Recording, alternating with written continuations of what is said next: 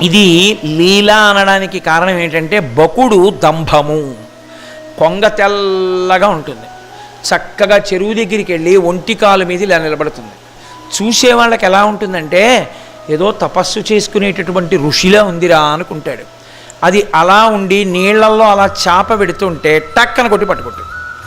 అది ఉండడం ఒకలా ఉంటుంది, దాని మనసులో చాపని పట్టుకునే ధోరణి. దంభము అంటే పైకి ఒకలా ఉండి లోపల ఇంకొకలా ఉండడం, అది త్రికరణ శుద్ధికి హేతువు కాదు, అది మంచి పద్ధతి కాదు. అలా ఉండకుండా ఒకలా ఉండి మంచి భావనతో ఉండి మంచిగా ప్రవర్తించగలిగినటువంటి లక్షణము ఈశ్వరానుగ్రహముగా ప్రచోదనము కావాలి. దంభము పోవాలి అంటే కృష్ణానుగ్రహము కలగాలి, ఈశ్వరానుగ్రహము కలగాలి.